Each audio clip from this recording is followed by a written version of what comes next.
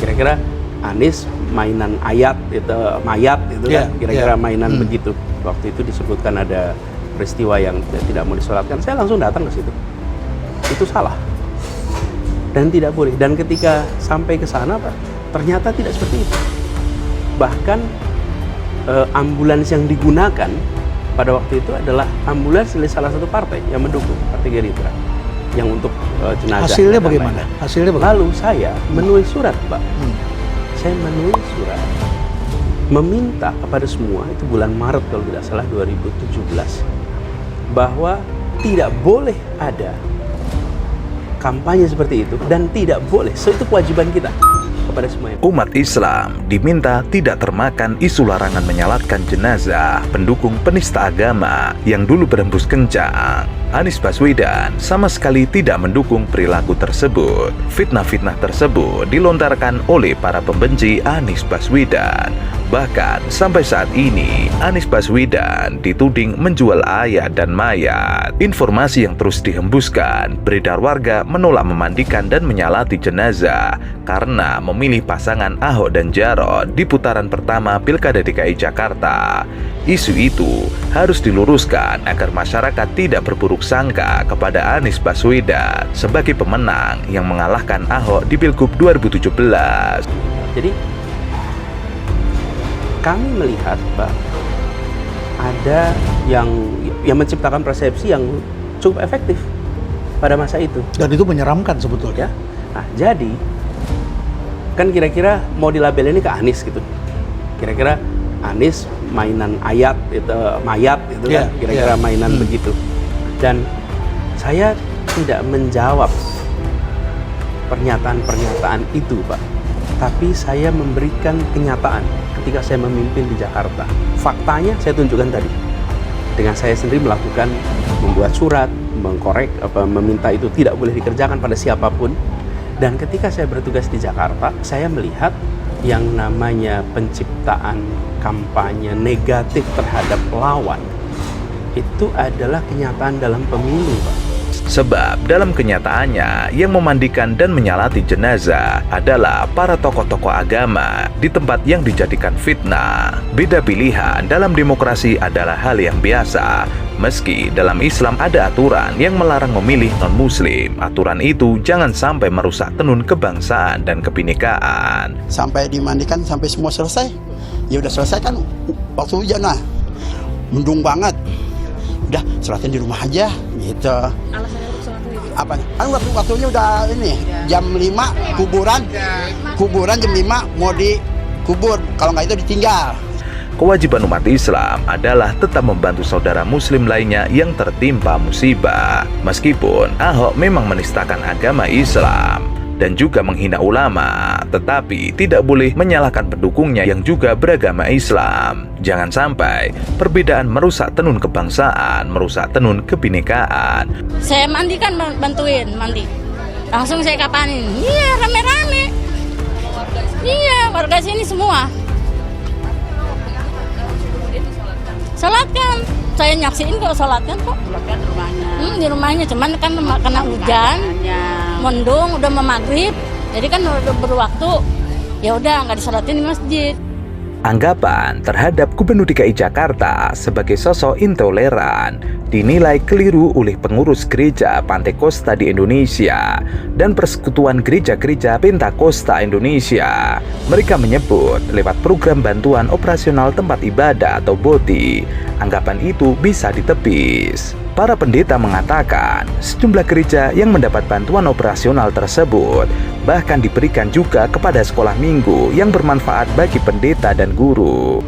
Dalam pemilu itu selalu kalau saya versus Prof. Reynald, maka timnya Prof. Reynald akan menciptakan kampanye tentang saya yang negatif. Sama juga Framing. Tim saya juga akan begitu. Nah, selesai kampanye, maka kita tunjukkan kenyataan, dan itu yang sekarang saya gunakan untuk menjawab setiap kali ada pertanyaan. Dengan kata lain, sebetulnya ada nggak statement dari Pak Anies tentang Pilpres ke depan? Apa yang diharapkan supaya kita melewati Pilpres ini dengan damai dan saling rukun satu sama lain? Saling hormati, saling hargai, dan jangan di antara calon, Pak. Ya. Para pendeta menilai anggapan bahwa Anies Baswedan sebagai sosok intoleran sangat keliru.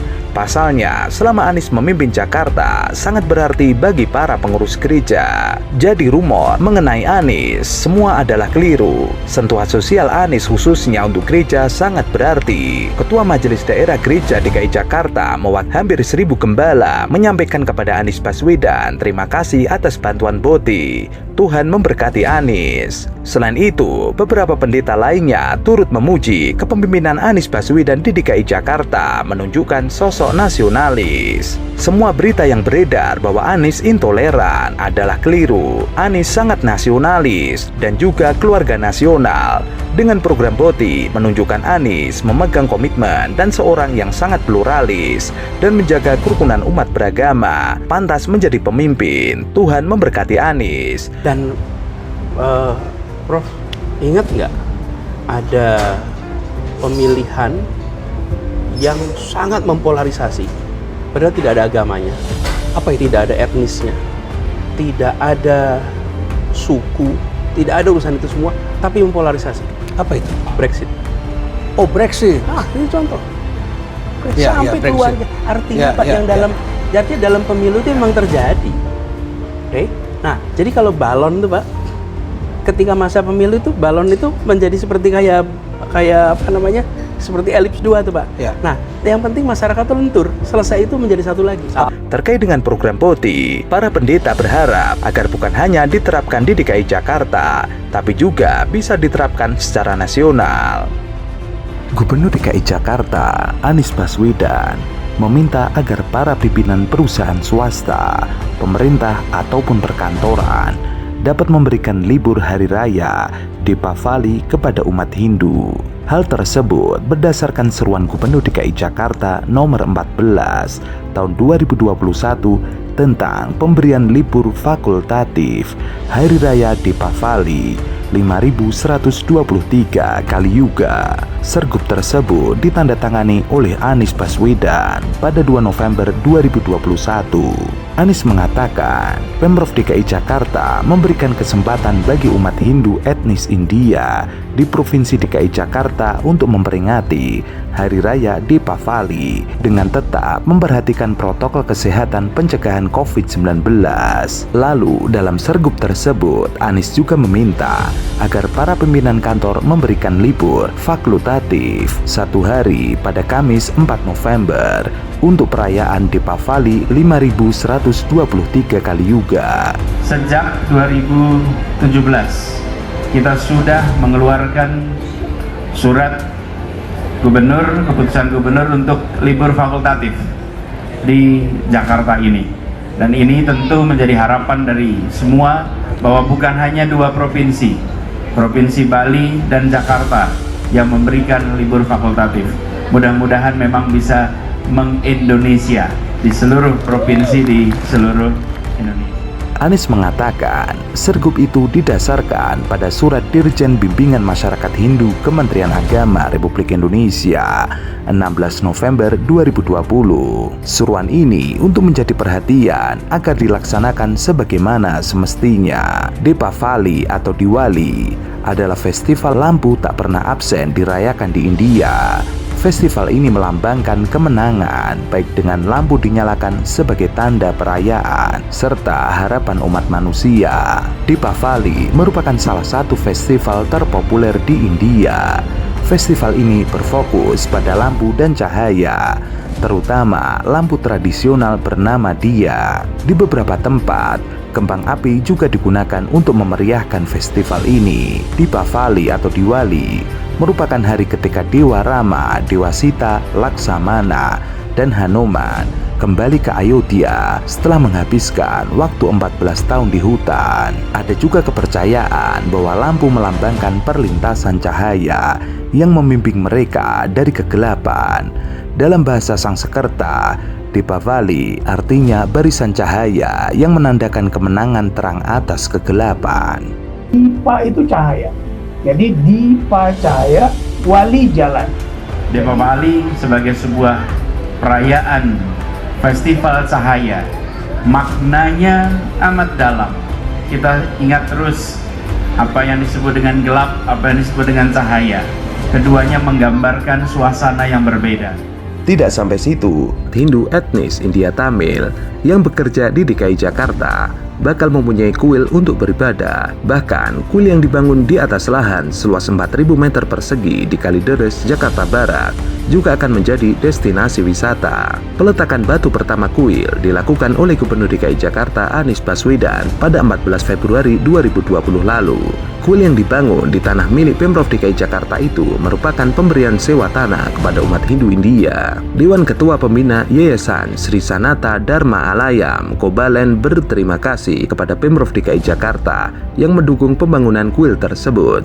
Umat sedharma dan tokoh masyarakat setempat apresiasi tak terhingga dan tak terbayangkan kepada Pak Gubernur, karena Pak Gubernur ini sesuatu yang mustahil bagi kami, yang mana masyarakat kami selama 60 tahun harus melakukan ibadah menunggu giliran di mana kami harus kehilangan waktu-waktu baik.